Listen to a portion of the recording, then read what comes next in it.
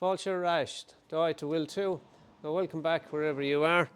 And I'm on my spindle moulder here now at the moment, and there's a little process that I have to undertake when I'm attaching the rails to a solid top, something that was traditionally done in cabinet making.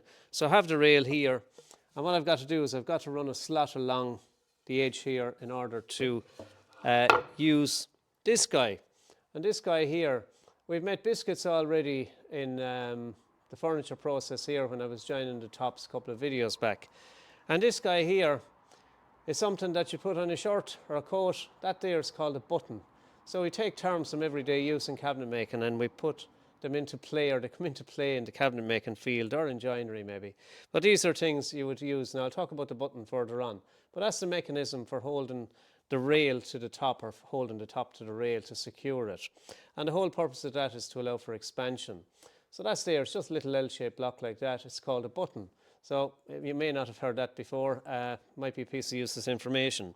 So in this case then, I've got to run a groove along the edge of the worktop, or along the edge of the rail I should say, in order to receive the button on its edge there. Murphy's Law. So it has to go on in a position like that.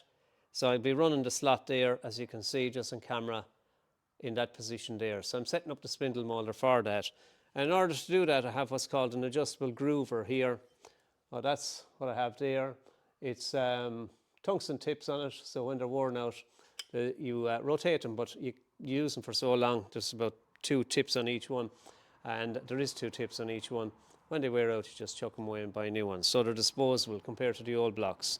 Now, I'll talk about that in further videos. It's not a case of just using one particular block, where everything today is about safety. So I'm just about to set up the spindle moulder for that, to do the groove. We'll show that in the next little clip, I hope.